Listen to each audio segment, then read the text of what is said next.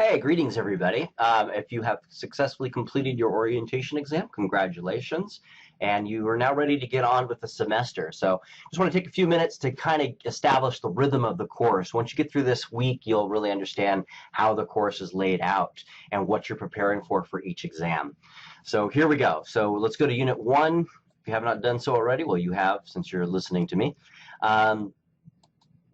Every unit, I'll have a list of objectives. Basically, you're preparing for the lecture for the Age of Conquest and Expansion, the development of slavery, salutary neglect, and the American Revolution for this unit, weeks 2 through 3. So each week, you'll respond there'll be weekly discussions. At the end, there will also be a unit quiz to take. And ultimately, what you're preparing for the unit exam are these essay prompts right here. So one of those essay prompts will be randomly selected. One will be randomly selected. They're all in the test bank, so you don't know ahead of time which one will be randomly selected. So you want to prepare for them all. And how you do that is go to week 2. And here's the lecture for the Age of Conquest and Expansion, learning objectives 1, 2, and 3. So you want to go through all of those, starting with learning objective 1. Immediately write down this prompt. Define the Age of Expansion and Conquest and explain how, why, and when it developed. So write that down, physically write it down so you're cognitive of what it is you're seeking to respond to here. View the video and read the notes. These quizzes are just there for your own edification. They're not linked to anything that you're being graded on. Once you've gone through the material, you should have a response to this. And if you look at the syllabus, let's go to that real quick.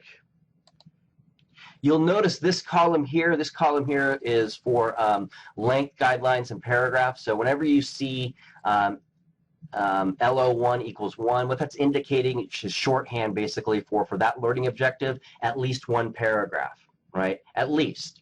And so it's just basically a heads up to you if you end up writing a sentence for learning objective 1 for the Age of Expansion. This one here that we were just looking at, you wrote one sentence. It's kind of that column there is just kind of heads up that you might want to go back to that learning objective, the material, and see if you can expand on the response to this particular learning objective prompt, right? And so they all work that way. You go here, you got a prompt, just physically write it down. I'm just highly suggesting that so you're aware of what it is that this learning objective is focused on. This one here, you want to look up to see how many paragraphs it should be at least. And it's just a guideline, right? If you fall short a little bit here or if you write a little bit more, that's okay. Just make sure that your response is thorough. Okay, so you get through all of these learning objectives here. And what I have over here, oh, I have it right here, sorry. These are basically, so learning objective 2 is going to tell you that you need at least three paragraphs. And learning objective 3, you're going to have at least 2 paragraphs. And what you're preparing for is what's discussed up here in the objectives, and it's also linked in there, but here's the essay prompt that you're preparing for. So discuss the Age of Expansion and Conquest and its various stages of development. In your discussion, give examples of each phase of a development and show what the motivating forces were that finally induced England into colonization. Well, how do you respond to that? You respond to that by going through all 3 of these learning objectives. When you have a response for learning objective 1, you have a paragraph, you have 3 paragraphs for at least learning objective 2, you have 2 paragraphs for learning objective 3. That is your introduction, that's your body, and that's the conclusion of your essay prompt, preparing you for unit exam 1, right? Same thing for the development of slavery. Here are the guidelines right there of the length. And right here, it always tells this is always linked to the essay prompt, so you can see what it is you're preparing for. So you have a response for learning objective 1, 2, 3, and 4. That is, again, your introduction, your body, and your conclusion to the essay prompt that's found in that link, and it's also found in the objectives there. When you're done with week 2, you want to go to week 3, where you'll be working on these 2 lectures right here, Salutary Neglect and Factors of the American Revolution.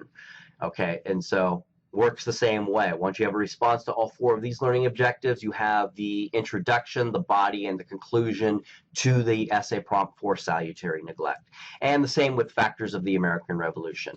Now, what these dates indicate right here, 208, 209, and in week 2, 2-1, is on those dates. By then, it's open now, so if you have the material addressed before then, I highly suggest getting to it before then. You don't want to wait until the last day. But by that day, you need to take the quiz. And one of the learning objectives, so for this week, will be selected. So you will either get a learning objective from this lecture and this lecture, and it will be randomly selected. So they're all important. You want to prepare for them all. You want to prepare for them all because ultimately you're getting ready to prepare for the exam.